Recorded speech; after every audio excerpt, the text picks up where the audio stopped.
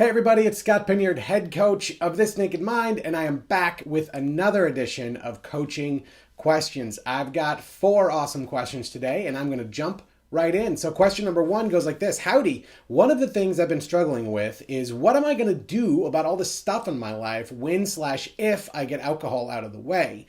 I'm pretty unhappy on several fronts. As a matter of fact, that's why I drink, to get rid of those feelings. What am I going to do about all of this? It all feels overwhelming and like it's too much to handle.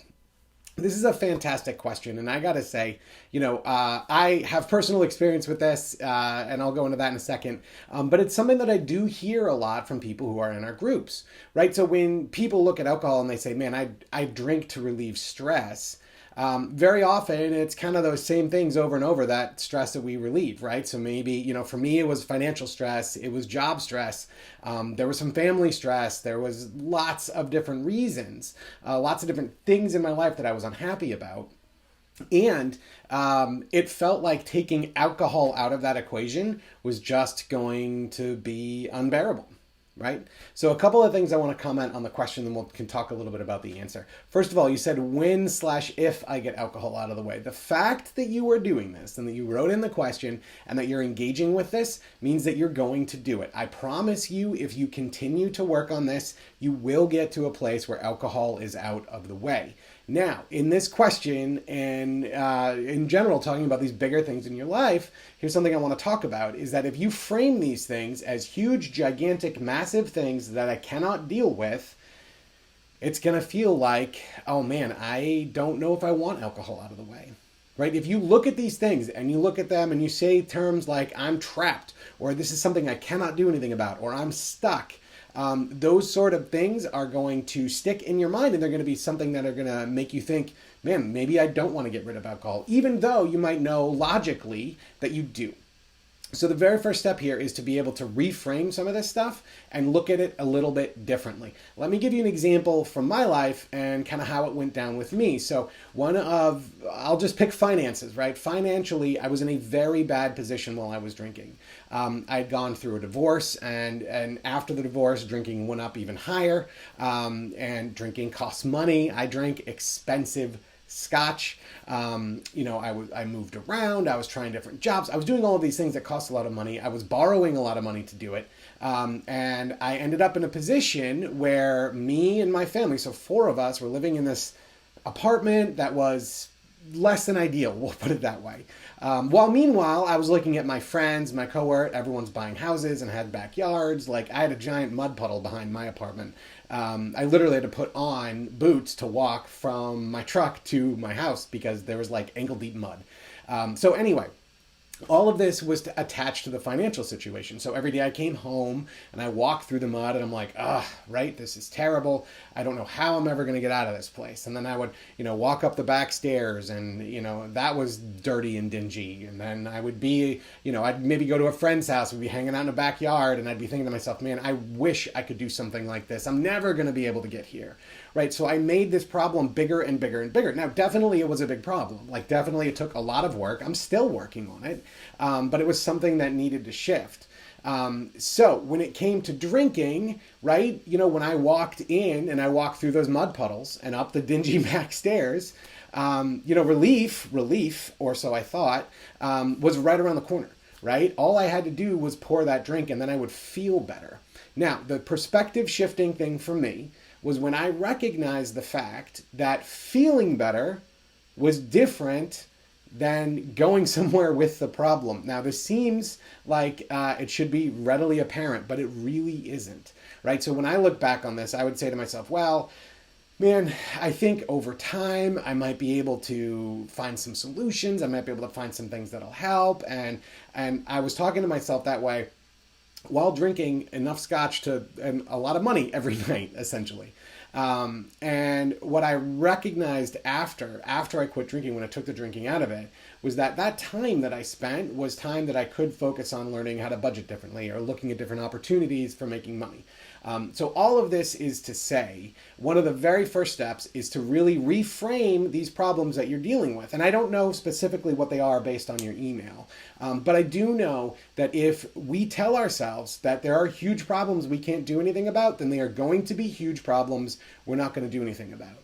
right? And maybe for this, you're thinking, well, that's crazy because it seems like a huge problem. That's okay. That's okay if it's a huge problem. I'm not asking you to say, this is nothing and it'll be a breeze to deal with. No, not at all, right? But if you can reframe it somewhere in the middle where you say, I have no idea how I'm going to solve this, but I do know that with the reduction and change in drinking, which, by the way, was something I never thought I would do, I'm confident that I can tackle something else, right? So there's an idea we talk about here at This Naked Mind, which is called the big domino, which is where you look at all of the changes you want to make in your life, and you figure out what is the one of all of those that if I made this change, everything else becomes easier. If you are listening to this podcast, it is a very, very, very good chance that that one domino is alcohol. So when you think about it that way and you look at what this challenge is, right? When I quit drinking, I did not believe that I would ever do it. I truly didn't. If you'd asked me 6 months before I quit if I was going to quit alcohol, I would have said no. I would have said no. I might have still been in denial about the fact that I needed to quit it, right? So once I got to the other side of it, there was a sense of strength, right? There was a sense of resilience, and that came from me, right? That came from me. That was from the effort that I put into this. And then I recognized, wait a minute, I can grow, right? I can change. And these problems, these things that are in front of me might be massive, right? And there might be a lot of work to do, but I have proven to myself that I can do that. So first is reframe the problem. Second is continue to say and ask yourself this question, like, is alcohol the big domino? If it is, then you're absolutely on the right track. Again, for most of us, the vast, vast majority of us listening to this, alcohol is the big domino. Because once we remove that, and it's not just the time being drunk, but it's the time being hungover, it's the time thinking about drinking, it's the time dealing with the depressive effects of alcohol use over the long term. When you take all of that out of your life, right, when you get to a place where you're stable, you have freed up so much time and energy and resources that you're able to go out and tackle those problems. The reason I told you this financial story is that I'm coming up on just about 4 years alcohol free now. Last year, I bought this house that I'm in right now, right? And that was 3 years after I quit drinking. So it was 3 years of putting a plan in place and working through it and all the bumps and everything. And within 3 years, I got to a place where if you would ask me again before I quit drinking, are you ever going to be able to do this? I would have told you no. I would have told you I didn't think it was possible. And again, it all came from being able to reframe the problem and focus on my big domino and then take it one step at a time. And that's the final tip that I have for you. Some of these problems might seem huge. They might seem really big. You've probably heard that joke before. How do you eat an elephant? One bite at a time, right? And any of these problems are no different. So when you can figure out what these problems are, when you can clearly identify them, and when you can say, all right, here are little things I'm going to do. And when you keep doing those things, you build momentum. And so you come off of quitting alcohol and you've already got momentum and you build momentum in this new area. You're going to be amazed at what you can do. So I hope that's helpful. Reframing is such a key part of this. And I know what it's like. And a lot of people in our groups and in our programs know what it's like too. So thank you for that question. Next up, question number 2, warm weather. It's not here yet, but it's coming. It's here today. I don't know. It's early April as I'm recording this, and like the sun is shining. I went downstairs. My kids are wearing shorts, so that's a really good sign. Anyway, I'm really looking forward to getting back outside. I'm an avid hiker and love spending my weekends on the trail. One issue, though, my hiking friends and I finish off our treks with beer every time. I don't necessarily mind being around alcohol. I'm 5 months alcohol free. That's awesome. Sorry, side note. That's awesome and way to bury the lead. Congratulations on 5 months. But I'm really concerned about losing the connection once they start drinking. Any tips on how I can handle this? Yes, this is a great question. And again, for those of you who are on the other side of this, you've probably learned what it's like. Whereas you might used to be with a group and you'd all have drinks and you'd have fun and, it would be this wild time. You've probably learned since then that it's not always that fun hanging out with people who are drinking. And it does seem like you get, farther and farther apart. I'll go out with people who drink now and maybe for the first round it's fine. You can start to notice it even on the first round, but by the second round it's like we're on different vibes at that point. And it can feel different about that connection. So here's what I've really taken to doing, and something that I think can be helpful for you, right? So very often what we do is we focus on this, and I get various versions of this question all the time. Actually, the next question is a different kind of version of this, but with slightly different answer. But one thing we end up doing is we end up focusing on the alcohol part of it, right? So you mentioned this event itself is hiking, right? What are you doing during that hike? Are you connecting during that hike?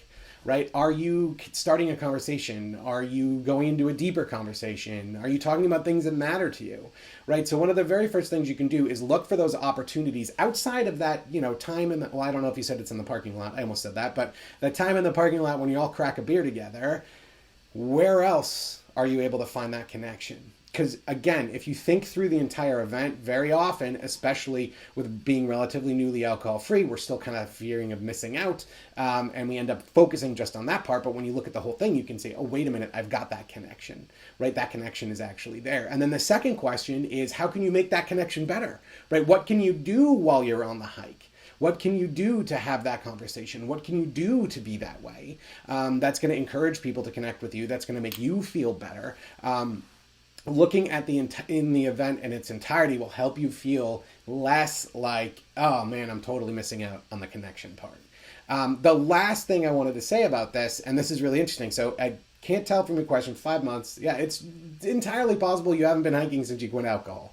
And so that is a really interesting experience in and of itself. So one of the things that happens, and trust me on this, I see this over and over and over and over, is people go alcohol free, and your friends find out about it, and your family finds out about it, and you're very nervous, right? You're like, I don't know how I'm going to do this, how am I going to navigate all of this?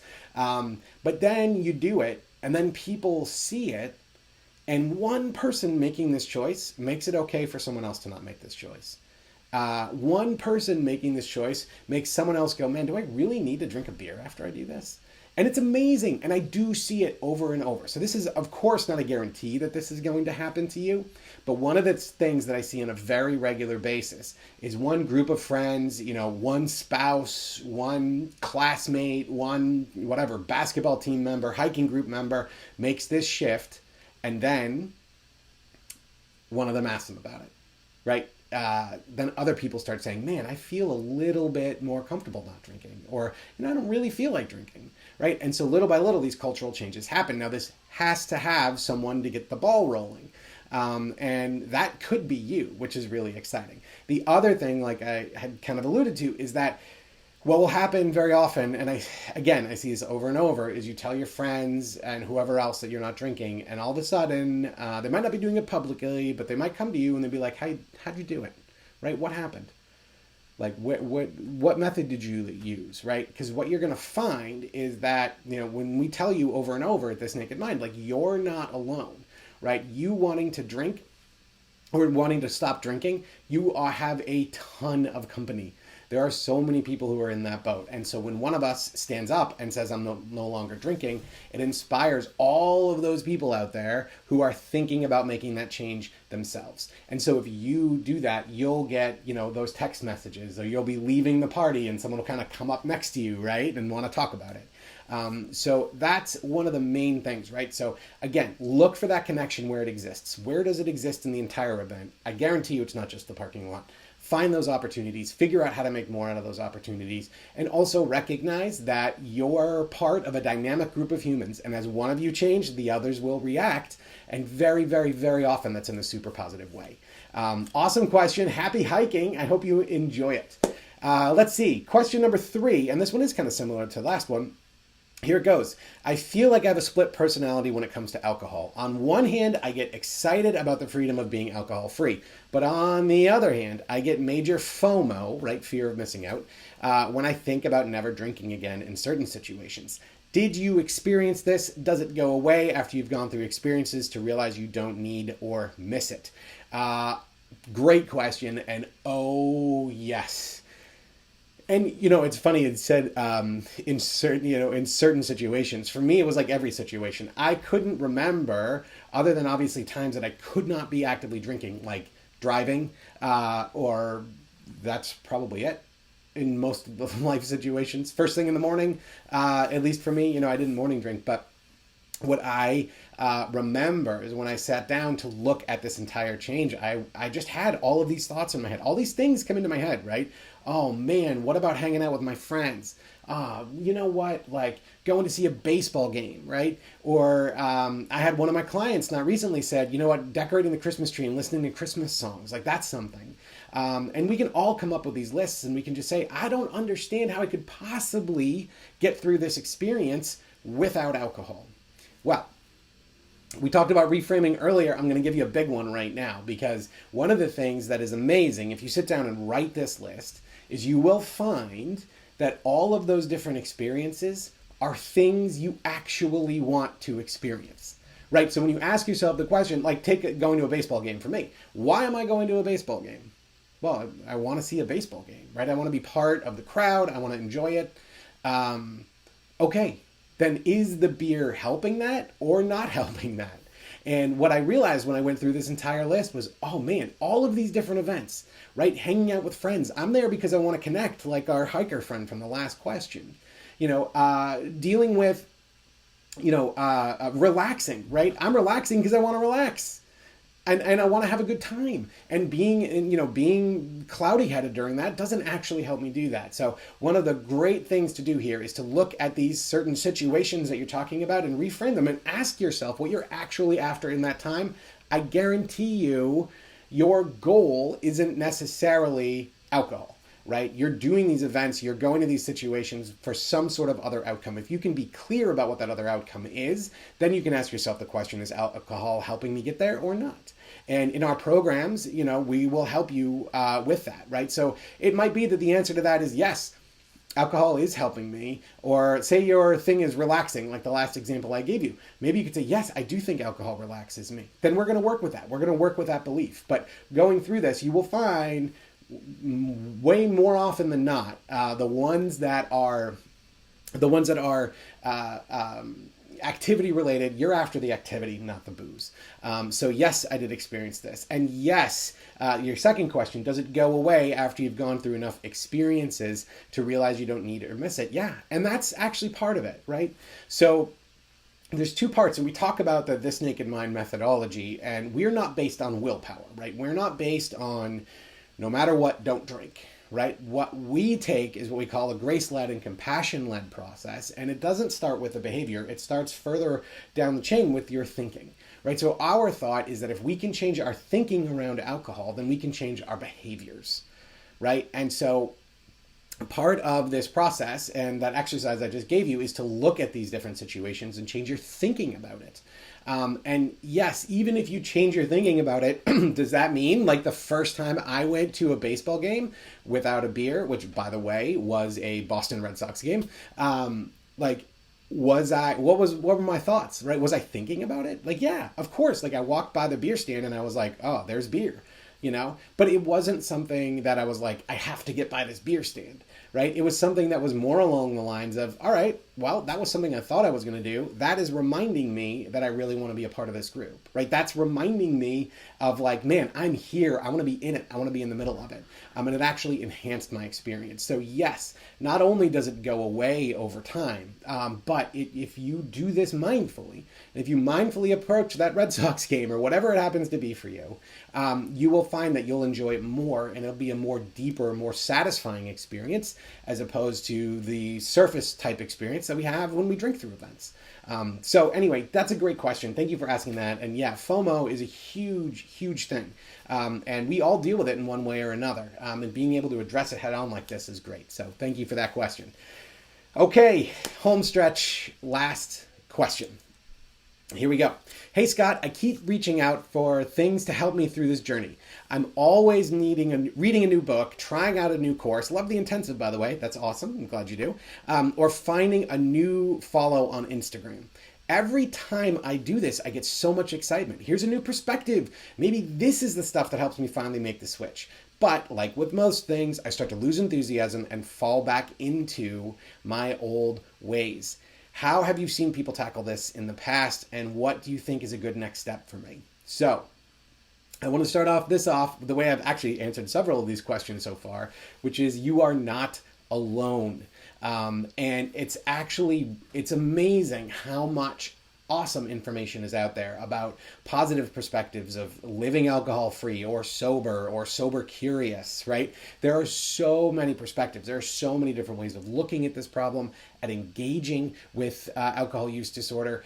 There's no shortage of that, right? And then you add on top of that things like the quit lit, right? Like biographies and science books, and there's just so much. And yes, it is amazing how good we can feel when we pick up maybe a sober biography, and we start envisioning ourselves as the person in that book, right? Maybe we see a little bit of ourselves in their story, and then we see the results they get, and we start thinking about how that can apply to us, and man, that feels good, right? We all want to think about that, and so of course it gets you enthusiastic. Of course it helps you feel good. This process of finding these new things and getting excited about them is not a bad thing. It's a really good thing. As a matter of fact, it's a reason that we all do this stuff. Like the reason that we have Instagram and Facebook posts at This Naked Mind is because we want to influence you to consider quitting alcohol, or consider your drinking patterns, or consider how could you do things differently. So I love hearing that this stuff jazzes you up, because that means we're doing our job. Now the question comes in really when it's about this sort of enthusiasm cycle. Oh, I'm really enthusiastic and then I'm not. And I'm really enthusiastic and then I'm not.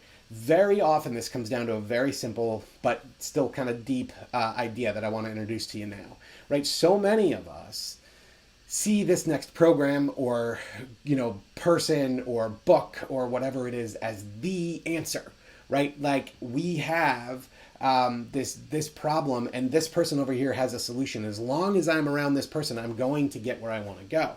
Now, that's great to get you moving, but what you're going to find when you engage with any book or any program like this is the answers. Maybe the reframes have something, maybe the program has some great reframes, like in the intensive, we do a lot of reframing, we do a lot of education, right? Maybe there's things you're going to learn that you didn't know, but where the change comes from, where the growth comes from is not from what the people say in that program, right? Where growth comes from, if you work with a coach, is not from what the coach tells you, right? That growth comes from within it. It comes from you, right? It comes from engaging with this material and asking yourself questions, right? And digging in and seeing, what is it that makes sense for me about this? What is it that feels good? What is it that doesn't feel good? Where do I want to go? Do I agree with this? How does this idea or concept apply to my life? And when you do that, the answers that you already have in you are going to become clear, right? And so all we do, right, with our courses and our coaching, and anyone else that does this, by the way, we don't make you do anything. That'd be a horribly frustrating business model if that was the case for us. If our job was to make you do something, then that would not be enjoyable. But what we do and what everyone else does is we invite you to explore this stuff, right? And if you look at it that way and you say, man, someone like Carly Benson is one of our senior coaches. She's amazing. She has an incredible Instagram account. Man, her account is inviting me to think about these things differently.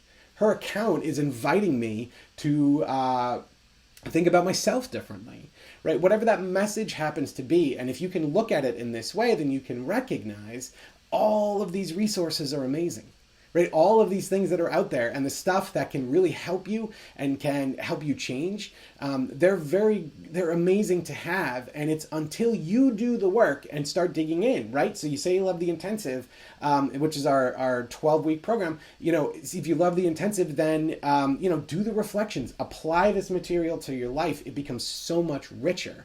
And that's what the amazing thing is, right? We show you the concepts, we show you the ideas, you bring that and internalize it, and growth and change truly come from within you.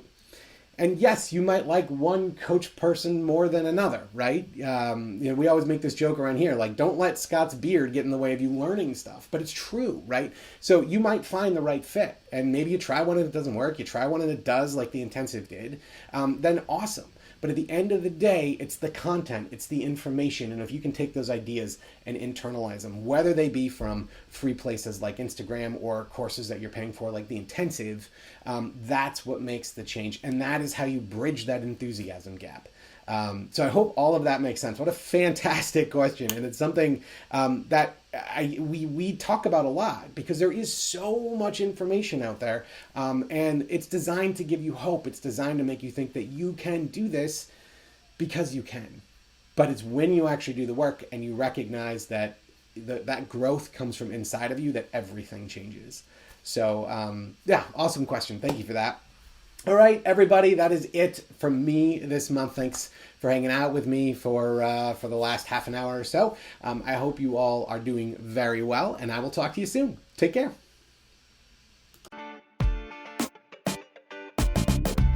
Did you miss this Naked Mind Live? Do you maybe have a little bit of FOMO? But don't worry, I've got you covered. In fact, I had the entire event professionally recorded and it's available digitally. Transformation in your living room. Yep, that is what it's all about. You can grab your digital ticket at thisnakedmind.com/digital ticket. And as always, rate, review, and subscribe to this podcast as it truly helps the message reach somebody who might need to hear it today.